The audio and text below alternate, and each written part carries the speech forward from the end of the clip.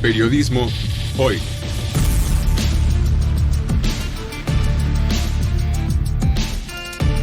Avatares, riesgos y transformaciones del oficio de informar.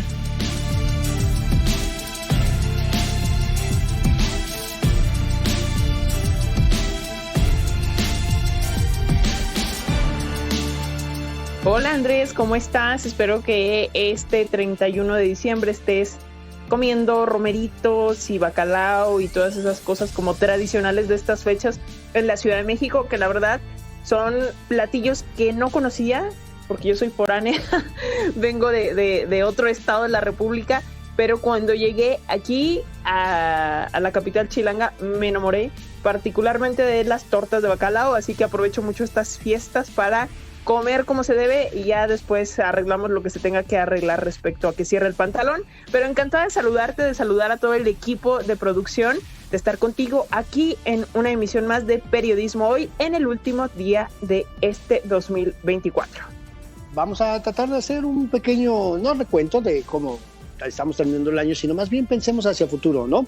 ¿Qué es lo que nos depara el 2025 cuando hablamos de temas de periodismo, de libertad de expresión? Porque pues si siempre decimos lo mismo, ¿no, Alexia?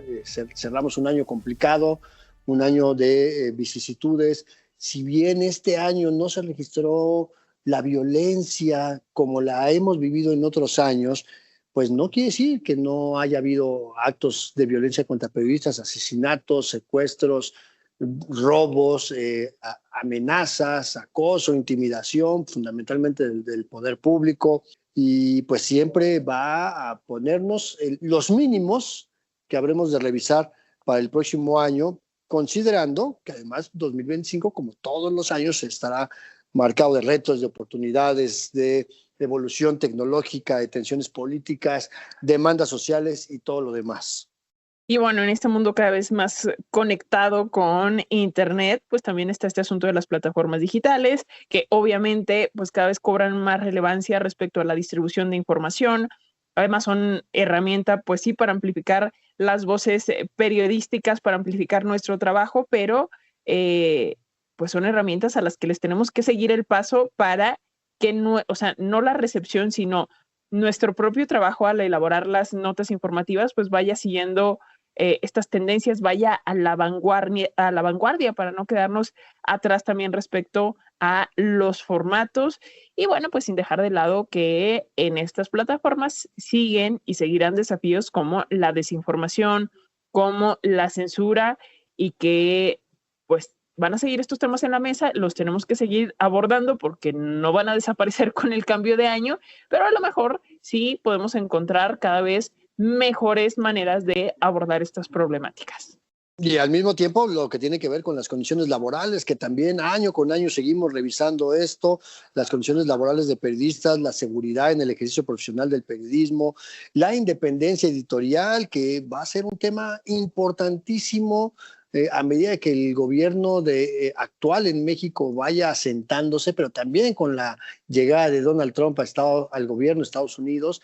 Vamos a ver cómo se mueve. Creo que Televisa y Univisión dieron una muy lamentable muestra de lo que vuelve a ser la sumisión de las televisoras ante un poder político, y entonces esto va a cambiar mucho la manera en cómo se hace periodismo en México. Y vamos a hablar justo de este tema hoy, cuáles son las expectativas en lo que tiene que ver con el trabajo de periodistas a lo largo de 2025. Pero para comenzar, ¿qué les parece si vamos primero con Periotips? Periotips. Noticias y recomendaciones de la agenda periodística de hoy.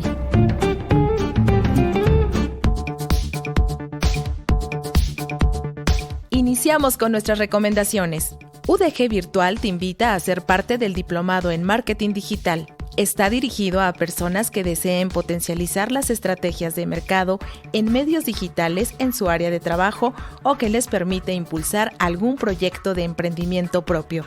El objetivo del diplomado es diseñar estrategias de marketing digital, con base en el análisis del mercado en consumidores, empresas y entornos digitales, con la finalidad de elevar las ventas y el posicionamiento de un producto o un servicio dentro de una organización. Dará inicio el 30 de enero del 2025. Para más información, visita la página web www.educacioncontinua.udgvirtual.udg.mx. Cursiva te invita a participar en el curso en línea sobre guión y narrativa de podcast. Está dirigido a personas interesadas en comenzar un podcast y que buscan producir contenido de calidad. También pueden participar periodistas y comunicadores que quieran argumentar su difusión al contar historias o informar. El objetivo es dar a conocer el panorama actual del podcasting e identificar los distintos géneros y formatos de podcast y sus características, además de desarrollar una idea original para un podcast seleccionando el tema, la audiencia y la estructura. Se llevará a cabo del 13 de enero al 23 de marzo del 2025. Para más información, visita la página web www.cursiva.com. UDG Virtual te invita a participar en su taller de lectura y redacción de textos académicos. En este curso, el estudiante desarrollará habilidades de lectura y escritura académica con la finalidad de construir una intención comunicativa y una postura crítica en la redacción de textos. Está dirigido a personas que quieran reconocer los conceptos de la comprensión de lectura y criticidad, así como planificar un texto académico y llevar a cabo una correcta escritura. Para más información, visita la página web www.educacioncontinua.udgvirtual.udg.mx. Gracias por su atención a esta NotiAgenda PerioTips.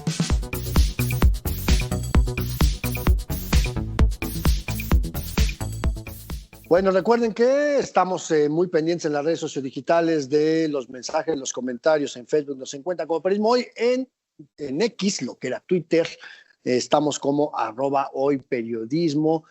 A ver cómo cambia también esta plataforma con la cercanía que tiene Elon Musk con el presidente Trump. Pero bueno, ya veremos qué nos cambia, porque va a influir mucho en el periodismo sin duda. Y también recuerden que está disponible nuestro podcast en la página de internet de Radio Educación, www.e-medioradio.edu.mx. También lo compartimos en las redes sociodigitales para que ustedes también lo puedan escuchar, compartir, lo pueden inclusive descargar en sus dispositivos para escucharlo cuando así lo consideren. Y bueno, les invitamos a mandarnos un mensajito a nuestras vías de comunicación, a estas redes sociales que mencionó Andrés Solís. Y mientras tanto, les invitamos a quedarse a seguir con nosotros. Vamos a charlar en torno a las expectativas en materia de libertad de expresión, de ejercicio periodístico para el próximo año, que es mañana, para el 2025.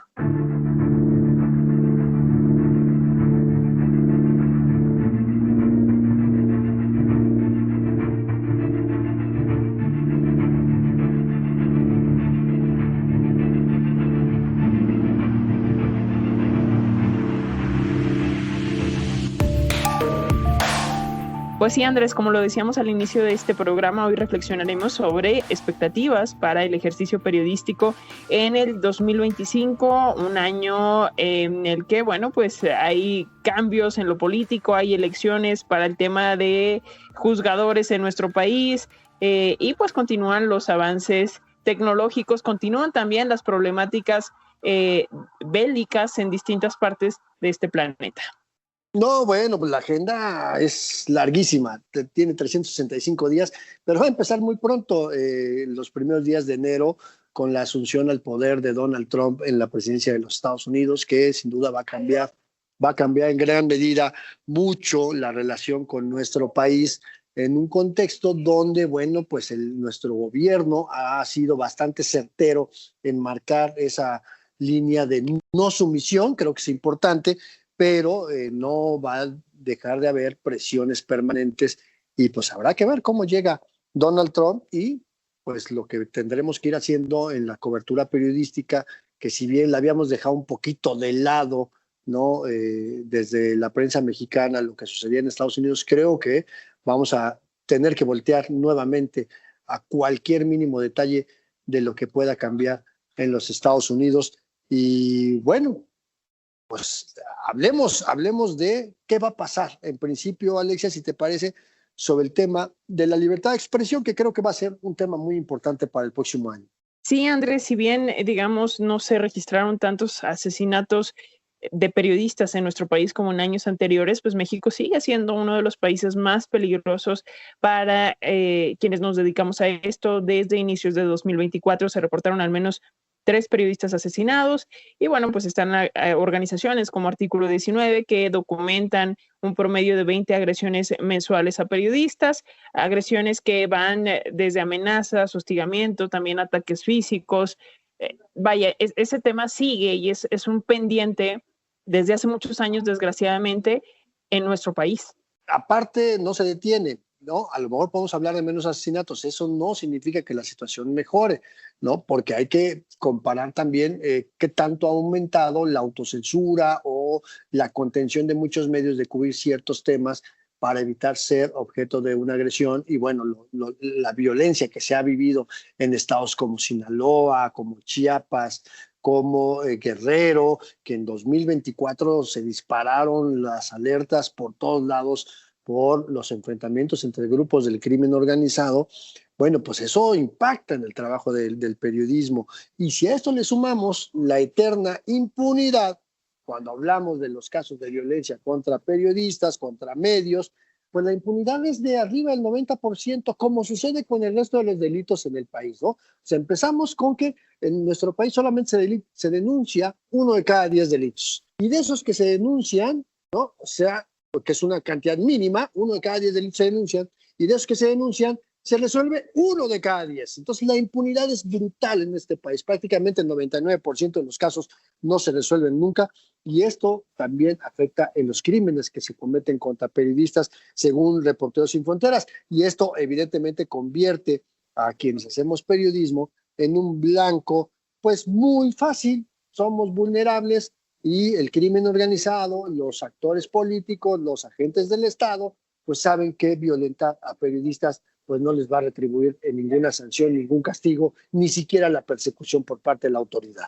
Oye, Andrés, y hablando del tema de la violencia contra periodistas, yo sí quisiera que hiciéramos como un alto para reconocer que también está la violencia digital, ¿no? O esto que llamamos ciberacoso, y que en el caso particular de las mujeres periodistas pega porque además las agresiones o los insultos o los comentarios suelen tener fuerte carga sexual. Y justo antes de que terminara el año, por allí Marion Reimers retomaba, esta periodista deportiva retomaba el tema del ciberacoso del que ella ha sido víctima y de cómo impacta en tu vida. Tú pudieras decir, bueno, pues es un comentario en internet, alguien te lo puso en esta red social en X o alguien lo dejó por ahí en tu Instagram, no lo peles, pero cuando se vuelve una constante, cuando se vuelve un bombardeo, porque además está documentado que hay muchos periodistas, muchas mujeres periodistas que sufren estos ataques cibernéticos de forma pues organizada, es decir, se pagan a bots, se pagan a trolls para que el ataque sea constante, sea masivo, pues afecta tu salud mental y afecta también lo que publicas, porque entonces es cuando viene una especie como de autocensura. El caso que tú mencionas de Marion Reimers no es el único, pero este sí fue un caso muy mediático porque es una conductora, una periodista deportiva muy reconocida a nivel mundial, que ha trabajado en cadenas internacionales narrando partidos de fútbol, que además ella fue de las principales voces para hablar de la equidad de género en el deporte y que por eso ha sido objeto, ¿no? O sea, ella ha sido violentada por el hecho de ser mujer, ¿no? Y que la critican, que qué va a saber de tal o cual deporte, en fin, cualquier argumento absurdo que se pueda ocurrir ha sido motivo para agredir a Marion, y ella valientemente se ha defendido y se ha cuidado y sigue haciendo periodismo y sigue en lo suyo, sigue narrando partidos de fútbol de los grandes torneos internacionales, ¿no? Pero logró una resolución para que un juzgado federal obligara al Estado mexicano a brindarle protección y a ver qué hace el gobierno mexicano, porque no ha respondido, no ha respondido el gobierno mexicano de qué va a hacer realmente para evitar que haya ataques a la integridad de Marion, no solamente su integridad personal, que pueda haber ataques físicos en contra de ella y a ella, y que sienta un precedente importante para otras periodistas en México que también han sido objeto de violencia en razón de género desde las plataformas digitales y muchas veces, Alexia, cometida por los propios periodistas o directivos de medios o empresas de la competencia. Y bueno, esto también sienta un precedente importante en un país donde la violencia hacia las mujeres ha sido una constante y me hace recordar aquel caso del expresidente que se llevó meses poniéndose en calidad de víctima por esa campaña de narcopresidente, pero que nunca hizo mención a un caso como este de Marion Reimers, por ejemplo. Bueno, pues a ver ahí cómo responde. No sé, se me ocurre que ahí tendrá que tomar en el cartas en el asunto el tema de la policía cibernética y ver cómo aborda estas cuestiones para justamente evitar que continúen agresiones contra una mujer periodista, en este caso Marion Reimers.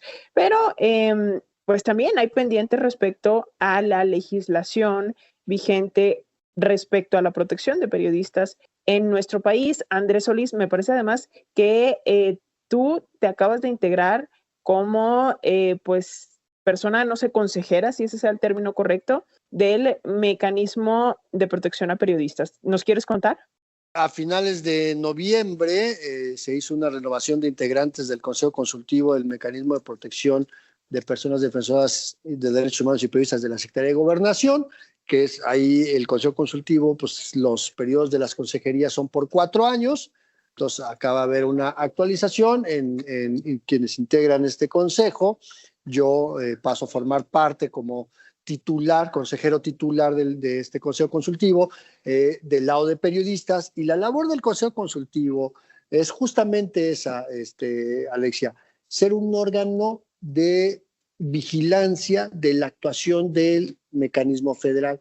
Al ser un órgano ciudadano, que no recibimos un pago por estar ahí, ¿no? Damos acompañamiento a los casos de las periodistas, de personas defensoras que sean víctimas de alguna agresión, de personas que ya estén incorporadas al mecanismo, pero también hacer la revisión y el acompañamiento de los estudios de evaluación de riesgo que se hacen en cada caso particular y revisar si el plan de protección, si las medidas cautelares que se le van a brindar a la persona beneficiaria son acordes al nivel de riesgo que está enfrentando, o si hay que mejorarlas, o si a lo mejor están exageradas, pero también estar vigilando el ejercicio presupuestal del mecanismo federal, que se esté gastando bien el dinero. Y bueno, pues es una chambototota, sobre todo si consideras que es de a gratis, pero también la intención es empezar a hacer propuestas para que la política pública se vaya actualizando y ver cuáles son las actualizaciones a la ley. La ley de protección a nivel federal tiene muchas deficiencias, empezando por la propia definición de periodista, que bueno, no la van a querer cambiar porque así les conviene, pero sí hay otro tipo de cosas que tienen que actualizarse de acuerdo a la realidad del país, ¿no? Pero considerando que en la propuesta de presupuesto de egresos de la Federación hubo una reducción para las partidas de derechos humanos, el mecanismo federal pues tiene menos presupuesto que el que de por sí ya manejaba. Y también hay que ver de qué manera se empiezan a instrumentar, que es uno de los grandes pendientes y que es una de mis propuestas iniciales, cómo empezar a proponer protocolos de actuación policial para que las mismas policías durante su trabajo cotidiano sepan que entre sus obligaciones está permitir que cada periodista haga su trabajo en condiciones de seguridad y de libertad, y que si son testigos o tienen conocimiento de una situación en el momento que esté ocurriendo, cualquier policía tenga la facultad de actuar para garantizar la seguridad de las personas periodistas o personas defensoras. Oye, Andrés, y en materia de legislación, como persona consejera justamente de este mecanismo, ¿qué otros aspectos crees que tendrían que revisarse en el 2025? Yo creo que a lo mejor en materia de salarios, las reformas globales, o sea, que no nada más son para el sector periodístico, para el salario de reporteros o de redactores en los medios de comunicación, sino que aplica general, pero de todos modos creo que esto fue como un plus, un beneficio que impulsa el sector, este sector de personas que trabajamos en los medios, que además suelen ser de las carreras peor pagadas en este país. Entonces creo que allí hubo un avance, pero no sé qué pendientes identifiques tú y más desde este punto de vista como consejero, que la verdad es que yo celebro mucho, ya sé que es como una chambota extra, pero conozco tu experiencia en materia de protección a periodistas, así que creo que tu aportación va a ser muy valiosa. Pues mira, uno de los problemas precisamente de la legislación en materia de protección a periodistas, tanto a nivel federal como en los estados, es que están desvinculadas de la Ley Federal del Trabajo, ¿no? No se consideró que tenía que empatarse la protección de periodistas con los derechos laborales. Y entonces muchas veces por eso la violencia contra periodistas es estructural porque se ejerce desde los propios empresarios, ¿no? Desde las empresas de medios. ¿Y qué es lo que necesitamos hacer? Pues es revisar eso y que cuando se hagan estos estudios de evaluación de riesgo, cuando se analice la situación de riesgo de cualquier persona periodista o persona defensora, se tome en consideración su condición laboral. ¿Cuánto le paga, no? O sea, el medio en el que trabaja o cuánto percibe por la organización en la que está, o porque hay personas defensoras que lo hacen de motu propio y ni siquiera salario tienen porque no trabajan en ningún lugar, lo hacen porque son personas defensoras, ¿no? Entonces, estas cosas hay que revisar cómo se están integrando en las evaluaciones de cada caso y que en las medidas cautelares, pues a veces se les da alojamiento por una temporalidad, se les da apoyo en despensas, pero muchas veces no hay seguimiento a programas de fortalecimiento de capacidades, de cursos de capacitación, de profesionalización para periodistas para que cuando logren reinsertarse al mercado laboral lo hagan en mejores condiciones, porque muchas veces ha pasado que las y los periodistas se ponen en riesgo precisamente porque tienen deficiencias profesionales, porque no hacen bien su trabajo. Y no es que les quitemos responsabilidad de que lo hagan mal, no, pues cada periodista tiene que hacer las cosas bien. No es pretexto decir es que yo no sabía, tienen que aprender y buscar y capacitarnos, todo el asunto. Pero creo que esta parte sí ha adolecido los mecanismos de protección del fortalecimiento de las capacidades, vincular a la academia, que ha sido omisa, y aquí lo hemos dicho muchas veces, Ale, la academia pues habla de libertad de expresión, pero a la hora de decirles, pues vamos a hacer un curso, no, pues no tenemos presupuesto, ¿no? Bueno, vamos a integrar materias de seguridad en la currícula de las licenciaturas, no, pues es que es el consejo académico el que tiene que evaluar el plan de estudios, en fin, sí hay muchas áreas de oportunidad para poder ir fortaleciendo las capacidades profesionales de periodistas, pero sobre todo que haya más política pública que garanticen la prevención y el ejercicio del periodismo en condiciones de libertad y de seguridad, porque eso precisamente es el paso fundamental para reducir las vulnerabilidades y que haya menos ocurrencia de agresiones. Sí, organizaciones privadas, empresas, grandes empresas de plataformas digitales les están comiendo el mandado o vaya, están cubriendo esta cuestión que tendrían que hacer en lo local las universidades, la propia academia, como bien decías, Andrés Solís, pero pues, de alguna manera, pues sí hay cursos, hay talleres, a lo mejor no muy elaborados, que hacen estas organizaciones como TikTok en cuanto a creación de contenidos, obvio no para ponernos a bailar, ¿verdad? Pero sino utilizar estas herramientas de una forma correcta para mejorar nuestro trabajo periodístico. También por ahí Microsoft a finales del mes de noviembre sacó un curso para periodistas respecto a el manejo de inteligencia artificial. El asunto es que muchas veces estas convocatorias pues no nos llegan o no pasan más allá de la convocatoria que puedan tener en grandes medios, en las redacciones de grandes medios, y lo ideal sería que llegaran a todas y todos los periodistas de este país, a periodistas que trabajan en medios locales, en medios comunitarios, para que pues justo aprovecháramos estas oportunidades, estas herramientas, hiciéramos nuestro trabajo de una mejor manera, porque pues esto es imparable. O sea, el tema como del uso de las plataformas digitales no tiene vuelta atrás y creo que tenemos que aprender como periodistas, uno, a utilizar las herramientas a nuestro favor, por supuesto, pero dos, también a que entendamos que estas herramientas y estos algoritmos a veces privilegian ciertas informaciones por diferentes motivos e intereses económicos o políticos. Tal es el caso de X, que no sé, esa es mi opinión personal y mi punto de vista después de estarme metiendo, sobre todo los primeros días que Elon Musk tomó el control de esta plataforma como dueño. La primera nota que me aparecía era invariablemente algo relacionado con este personaje. ¿no? Entonces empiezas a entender que no es nada más fortuito, no es nada más porque sí, porque Dios así lo quiso, sino que hay intereses que mueven los algoritmos de lo que estamos consumiendo, de la información que estamos consumiendo en estas plataformas, y tenemos que ser conscientes de ello, tanto como ciudadanos, pero también como periodistas. No, bueno, yo terminé bloqueando a ese señor, no, precisamente porque era ofensivo de que cada que abría la plataforma fuera lo primero que aparecía, ¿no? Entonces, pero sí, porque justamente los dueños de las empresas tecnológicas van marcando la agenda política, la agenda mediática, la agenda setting que le llamamos, y van imponiendo tendencias, ¿no? Y cuando hablamos de esto, no podemos dejar de lado también lo que nos viene con el desarrollo de la inteligencia artificial para la construcción de narrativas, para la generación de contenido, sobre todo esta inteligencia artificial generativa, que con que alguien le diga, hazme un reportaje sobre la pobreza, te avienta cualquier cantidad de cosas, y la inteligencia artificial todavía no tiene esa capacidad de discernir lo que es importante de lo que no es, de lo que es verdadero, de lo que no es, y esto va a marcar un reto si como periodistas no tenemos el entrenamiento para el uso de estas herramientas, vinculado, ¿no? O sea, no solamente el tema de cómo usar la inteligencia artificial para generar contenido, sino también cómo utilizar las herramientas del fact-checking, de la verificación de datos, de ir a la fuente primigenia para que efectivamente no le compremos todo el choro que la inteligencia artificial nos pueda generar,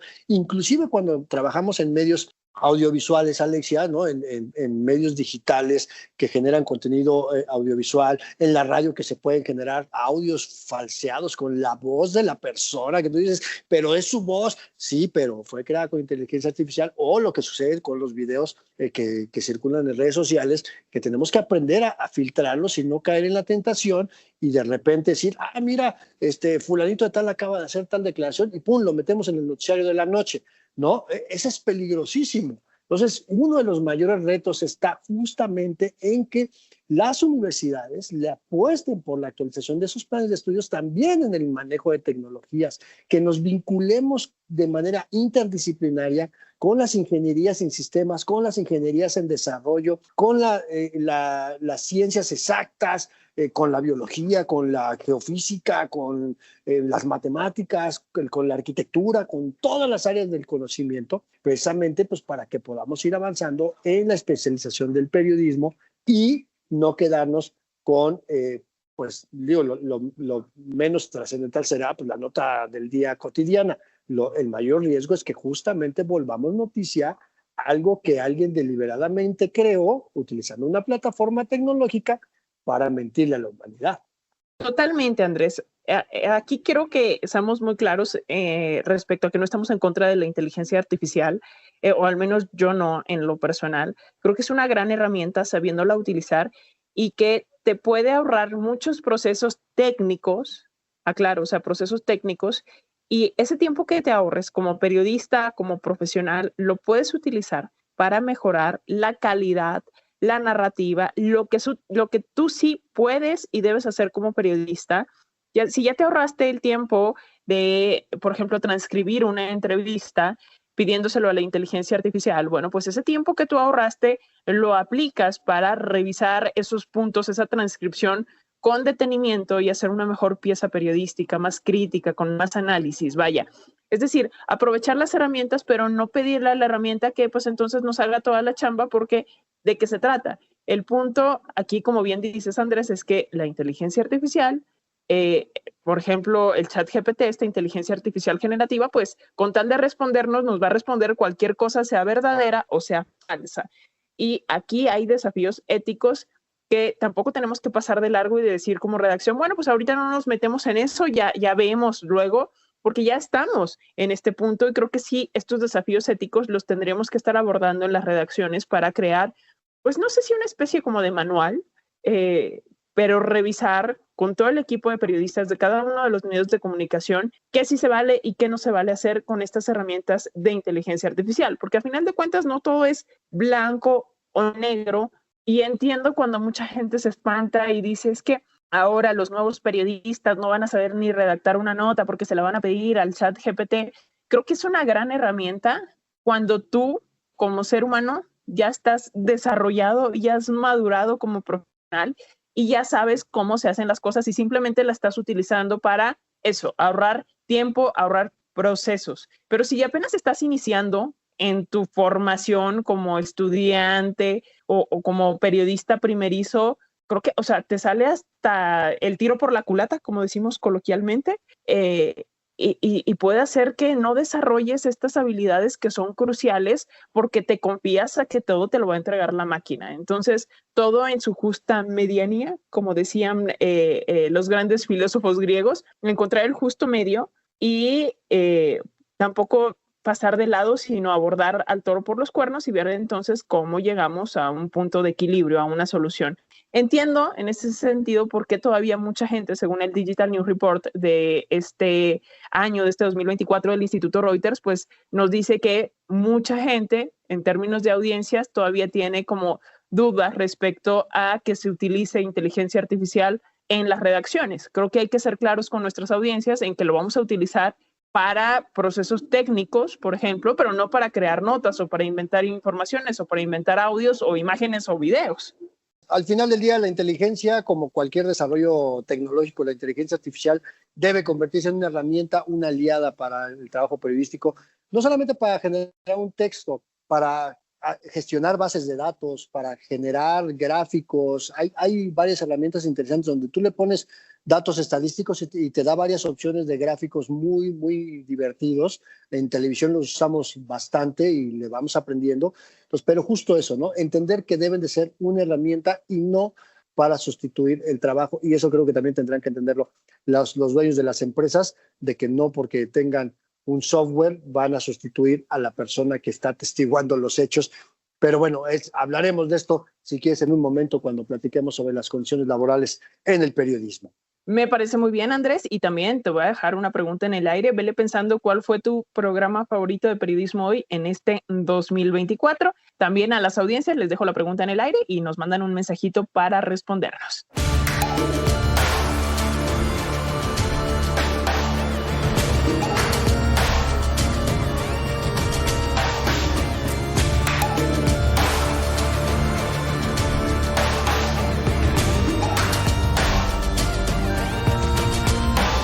Vamos a hacer una pausa muy breve solo para recordarles que estamos en las redes sociodigitales. En Facebook nos encuentran como Periodismo Hoy, en X somos @hoyperiodismo.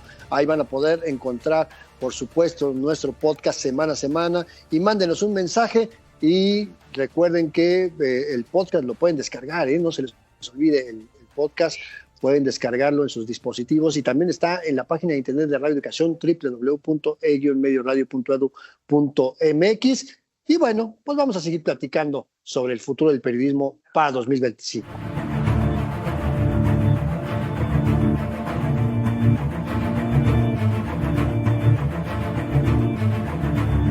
Retomamos la conversación, Andrés Solís. Oye, y antes de continuar la discusión sobre el tema de las condiciones laborales en las que se hace periodismo, yo te dejé una pregunta. Quiero que me digas, que nos compartas cuál fue tu programa favorito de este 2024 o el que recuerdes que digas, qué bueno que abordamos este tema aquí en Periodismo Hoy. Hijo, es que sin duda varios programas han sido muy relevantes, pero creo que hicimos por ahí un par de programas muy buenos donde hablamos y reflexionamos sobre salud mental de periodistas, que creo que ha sido uno de los grandes temas tabú entre quienes hacemos periodismo, de lo que nunca queremos hablar, nunca queremos reconocer que vivimos con estrés, que nos sentimos tristes, que tenemos algún nivel de depresión, que vivimos en la frustración, en el enojo. Creo que esos son temas muy, muy relevantes y bueno, pudimos hablar por lo menos en un par de programas, si mal no recuerdo, previo al Congreso Mundial de Salud Mental para el Periodismo y pues me parece que deberá ser un tema que debemos de seguir abordando porque sin duda en este 2025 también debe estar en la agenda de los medios como una prioridad de cómo cuidar nuestra salud mental y cómo las empresas de medios van a hacerle para garantizar el cumplimiento de la NOM 035 que precisamente aprobó el gobierno mexicano para garantizar la salud emocional de cualquier persona trabajadora. Pero bueno, esos son los temas que yo podía recordar y decirte, pero tú dime, Alexia, ¿cuál es tu preferido? Oye, Andrés, me ganaste, porque sí, estos temas fueron de mis preferidos, el asunto de la salud mental, porque creo que hasta hace muy poco, las personas en general, pero por supuesto aquí nos referimos en particular a los periodistas, identificar, o sea, no podíamos nombrar o no teníamos las herramientas para nombrar nuestras emociones y entonces todo lo identificábamos como enojo, ¿no? Como es que está de malas o sabes que estoy muy cansado, cuando realmente sí empezamos a escarbarle y empezamos a hablar de los temas de salud mental, de mis emociones, de cómo me siento, resulta que ahí hay tristezas justamente, frustraciones, miedos, estrés postraumático de situaciones traumáticas que probablemente vivimos en coberturas y que no las podíamos identificar y por ende no las podíamos nombrar y lo que no se nombra pues no se puede resolver. Entonces me encanta que estos temas ya se estén poniendo sobre la mesa y me encanta que lo hayamos abordado aquí en Periodismo Hoy, pero también aparte de estos me gustó mucho que habláramos sobre el periodismo de viajes, el periodismo gastronómico, en este podcast en este podcast que pueden encontrar en nuestras redes sociales, en este programa en el que hablamos de pues el trabajo que hacen revistas como Traveler, como National Geographic, porque muchas veces, y sobre todo cuando recién egresamos de la carrera, creemos que periodismo nada más es como lo duro, lo político, el tema del narco, de la corrupción, de la violencia. Y qué bueno que existan periodistas que trabajen estos temas tan complicados, que tienen muchas aristas, pero también hay otro tipo de periodismo y que cuando se hace bien, aporta muchísimo. O sea, también es un derecho de las personas el entretenimiento, el tener información de lugares a los que probablemente vamos a visitar. Es importante conocer esos lugares, para eso está el periodismo de viajes, el periodismo de tal cual que nos hace reseñas gastronómicas, es parte de nuestra cultura y creo que hasta hace muy poco también era como visto como, ay, no, es como la fuente floja, lo chafita, ese ni es periodismo, casi, era lo que nos decían periodistas de la vieja guardia que nos dieron clases y era como muy desdeñado. No sé, ese es mi punto de vista y me gustó mucho que lo abordáramos porque es parte importante también. Y es una opción para quienes están pensando dedicarse a esto. Y no solamente una opción profesional, también es una opción que estamos viendo en esta gran diversidad de medios, que hay medios especializados y que se han ido decantando hacia estos temas del turismo, la gastronomía, la cultura, que también se están convirtiendo en modelos de negocio que les van a dejar pues buenos ingresos a futuro. Entonces creo que también como alternativa es bastante relevante y creo que aporta mucho este tipo de periodismo, muy emparentado con el documental, ¿no? Que es esta parte de la preservación de la historia. El periodismo es una manera de hacer historia, de documentar la historia de los hechos importantes, pero la historia no puede estar alejada de la cultura, de las tradiciones, de las formas de vida, de la preservación de la música, de la danza, de las lenguas originarias, de la comida, ¿no? Entonces creo que esto sí es un tema muy relevante que a lo mejor no trabajas en un medio especializado dedicado al turismo, ¿no?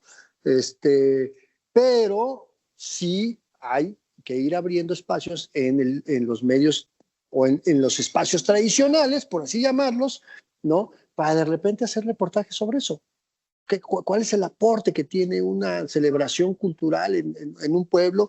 Que era un poco lo que decíamos la semana pasada, Ale, cuando hablamos de ese periodismo de efemérides. Pues si todos los años vamos a hablar de la Virgen de Guadalupe, pues vamos a encontrarle enfoques distintos a esas historias de la cultura, de los viajes, de las rutas, hacer un poquito más lo que en el cine llaman el movie road, pues a lo mejor hacer estos recorridos periodísticos para ir contando las historias de los pueblos, de las comunidades. Claro, en este país actualmente es muy complicado hacerlo, pero pues ir buscando las alternativas para poder encontrar estas nuevas vetas, que creo que sí hay una audiencia grandísima, porque si vemos lo que las personas consumen en las plataformas sociodigitales, sobre todo en Instagram, en TikTok, mucho tiene que ver con viajes ahí.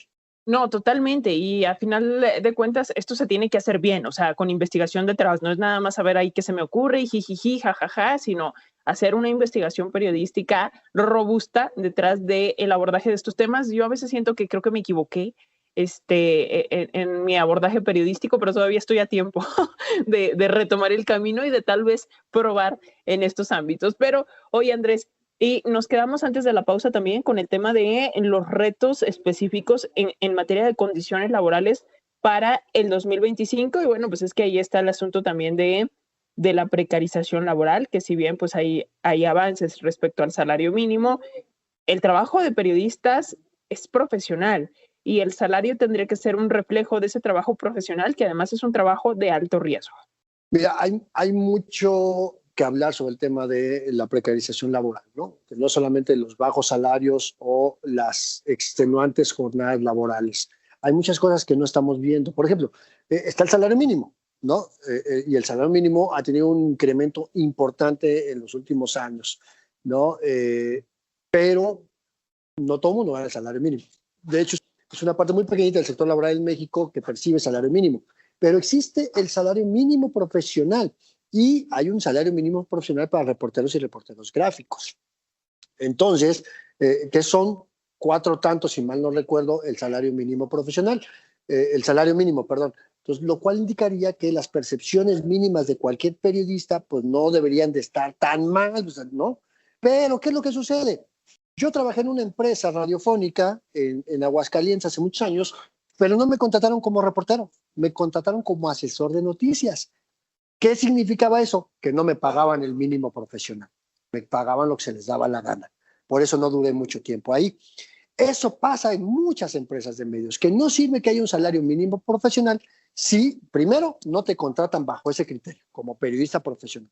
O 2, que en lugar de que te contraten con todo lo que tiene que ver con los beneficios de ley, seguridad social, prestaciones, te contratan bajo el régimen de honorarios y bueno, ya hemos visto lo que significa vivir con horarios, incluyendo lo que padecemos aquí en Radio Educación, que nos maltratan porque nos pagan cuando se les da la gana, ¿no? Y entonces eso afecta mucho los ingresos de las personas que trabajan en medios, cuando son colaboradores o freelance, ¿no?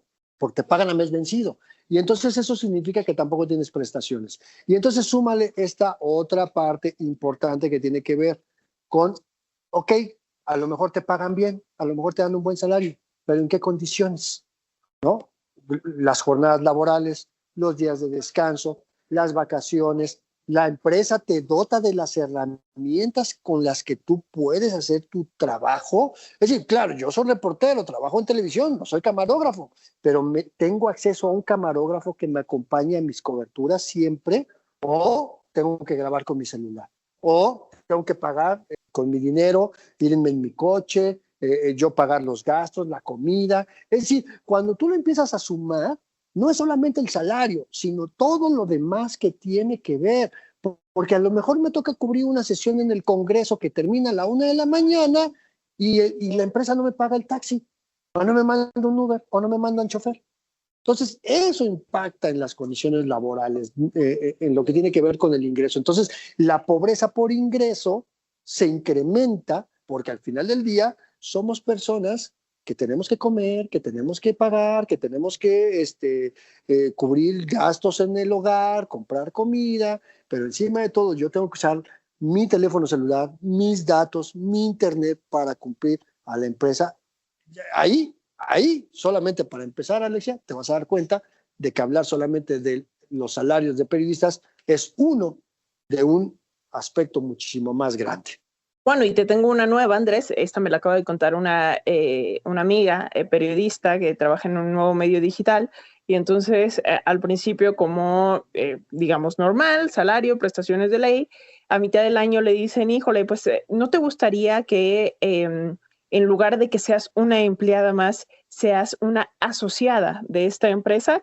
Y pues, o sea, suena como muy pro, te doran la píldora, y ella dice, va, sí, me late la idea yo ser asociada de esta empresa de medios, esta empresa periodística nueva que está surgiendo, pero llega diciembre y pues es que, ¿sabes qué? Como asociada, pues no tienes aguinaldo, porque ahora te estamos pagando por honorarios, ¿no? Con el conque de que eres asociada de esta nueva empresa, pero pues tampoco está generando las ganancias suficientes como para decir, qué bueno que soy asociada de esta nueva empresa, ¿no? Entonces, aguas ahí también con la manera o estas formas que encuentran para negar derechos laborales, ¿no? Creo que las personas más jóvenes tenemos que estar bien atentos porque como nos ven la cara, o sea, no sabemos lo suficiente, sí, claro, no tenemos la historia del sindicalismo mexicano y nos ven la cara. Y no es solamente un tema de que tenga que ver con sindicatos o no, sino de cualquier condición laboral y la relación laboral que tú tienes con una empresa. A mí alguna vez también me ofrecieron eso, ¿no? No, bueno, queremos que seas nuestro director editorial. ¿Ok? ¿Cuánto me vas a pagar? No, pues en lo que vamos generando, pero también, pues, ¿qué te parece si te hacemos socio? ¿Ok? ¿De a cuánto va a ser? ¿No? Porque una cosa es que seas socio y otra cosa es que me pagues como director editorial, son cosas diferentes. Yo puedo ser socio, pero si quieres que trabaje, entonces me tienes que pagar por el trabajo realizado. Si voy a ser socio nada más, no tengo obligaciones laborales, ¿no? Y entonces se ofendieron y no les gustó. Pero justamente porque hay que aprender a defender esas cosas, ¿no? Y cuando la persona es muy joven, pues cree que les tienen que dar la oportunidad, cree que tienen que pagar una cuota, cree que tienen que cubrir la novatada, y no, en el momento en que aunque sea tu primera chamba, en ese momento ya tienes todos los derechos que la ley disponga, bajo el régimen que sea. Si es por contratación, con seguridad social y prestaciones, todo. Pero si es por honorarios, también tienen que respetar esas cosas. Y no porque estés contratado por honorarios, crean que estás disponible 24/7. Y como no tienes derecho a vacaciones, a ver, espérate, no estamos hablando de si tengo derecho o no a vacaciones. Como yo soy un prestador de servicios, yo me impongo mis vacaciones y te aviso que tal día no te voy a proveer nada. Pero no lo hacemos porque creemos que no tenemos ese derecho. Y entonces se empieza ahí con esta parte de las amenazas, ¿no? Que te dicen, pues es lo que hay. Y bueno, si no te gusta, hay mucha gente allá afuera que puede ocupar tu lugar, ¿no? Y lo que hacemos es aguantar candela en lugar de establecer un diálogo. Tampoco se trata de parar las prensas. No. A ver, no voy a permitir que tú pisotes mis derechos profesionales porque al final del día tú me necesitas y si no me necesitas, pues entonces no me busques y busca a alguien a quien sí puedas, ¿no? Tenemos que ir cambiando la manera en cómo establecemos las relaciones profesionales con los medios y fundamentalmente cuando hablamos de instituciones públicas, de medios públicos, pues son los primeros que deberían de garantizar ese respeto a las condiciones profesionales, sea personal sindicalizado, sea personal de confianza o sea persona que presta sus servicios de manera por honorarios, ¿no? Prestadores de servicios profesionales, porque si no estamos dándole una mala señal, una pésima señal a la audiencia siendo incongruentes. Totalmente, Andrés. Oye, pero se nos está terminando el tiempo, esta plática está re buena, pero preguntarte para que vayamos cerrando y preguntarle a nuestras audiencias qué podemos hacer como sociedad, como periodistas para garantizar un mejor ejercicio periodístico en el 2025. Yo lo dejaría en, a final de cuentas, jalar parejo, ¿no? Y como audiencias, apoyar cuando haya un caso de una agresión a un periodista, pero también exigir a el medio de comunicación, por ejemplo, cuando veamos que nos están respetando nuestros derechos como audiencias, pero identificar también qué son mis derechos como audiencia, porque hay veces que creemos que entonces como audiencia puedo decir, sabes que esa música que le ponen a ese programa no me gusta y los derechos de las audiencias no van precisamente por allí, no van en función de garantizar una pluralidad de ideas, de abrir el debate, de abrir el diálogo. Eso, o sea, pensémoslo más en esos términos y no tanto de qué sí me gusta y qué no me gusta, sino de fortalecer la diversidad y la libertad de expresión a la cual tenemos derecho todos. Justo eso, la libertad de expresión es un derecho y nuestra primera responsabilidad es defenderla y protegerla. Pero aún y cuando hablamos de libertad de expresión, hay que recordar que la libertad de expresión no es una patente de corso ni un permiso anticipado para denostar, para acusar en falso, para descalificar a alguien. Y entonces, por el hecho de que aquí con pelos y señales podemos criticar a un personaje de la vida pública y entonces resulta que entonces yo ya no soy periodista porque critico a alguien a quien alguien admira, pues, no, eso no es libertad de expresión. Aquí justamente lo que se trata y el reto del periodismo en materia de libertad de expresión empieza precisamente en reconocer los derechos de las audiencias, que tampoco somos los seres omnipotentes y superpoderosos que le vamos a dar a la audiencia lo que se nos dé la gana. No, la audiencia merece información de calidad, bien trabajada, bien procesada, y en la medida de que cada periodista, cada medio lo hagamos de manera profesional, con toda la información, con todos los datos, con toda la verificación de hasta el último detalle, entonces le estamos ofreciendo algo que le sirve a la audiencia y estamos reconociéndole ese derecho que tiene a ser informada aunque no lo pida. Las personas no tienen que decirnos, oye, ¿por qué no me mandas una nota sobre tal? No, nuestra obligación es generar la información, aunque la audiencia no la pida, y ya la audiencia sabrá de qué manera la utiliza, pero justamente para que sea una información que sea de utilidad y pues no estando dándole ahí cualquier cosa que pues, como sucede en muchos medios, pues no sirven para nada. Exactamente, y como audiencia identificar cuando se trata de información y cuando se trata de opinión y respetar el derecho de todas las personas a pues que den esas opiniones, pero pedir que esas opiniones, que haya diversidad en esas opiniones y que haya pluralidad en ese medio de comunicación que refleje la pluralidad que existe en la vida pública, en la vida fuera de los medios. Así que, Andrés Solís, pues yo creo que hasta aquí dejamos esta conversación y literalmente nos escuchamos el próximo año. Mi querida Alexia Cervantes, como siempre, un placer. Agradecerte personalmente a ti, pero también a todo el equipo de Periodismo Hoy, a Graciela, a Edith, a todo el personal que atravesó esta cabina a lo largo del año haciendo servicio social, a Óscar Solís, por supuesto, a Alejandro Ramírez, que siempre estuvo pendiente en la edición y aguantando los tiempos, correteándonos, pero gracias a ustedes ha sido posible escucharnos, sobre todo a esta amabilísima audiencia.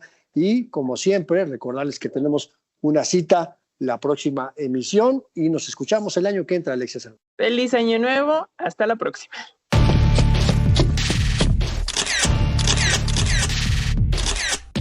Periodismo Hoy.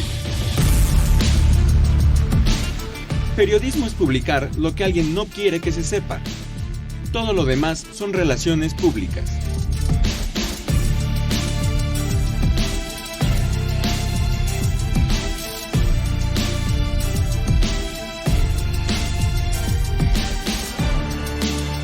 Trabajamos para usted en el servicio social Karen Sanabria y Lisbeth García, en la edición digital Alejandro Ramírez, la musicalización de Óscar Solís, Edith Rojas en la asistencia de producción, en la conducción Alexia Cervantes y Andrés Solís, en una producción a cargo de Graciela Ramírez para Radio Educación.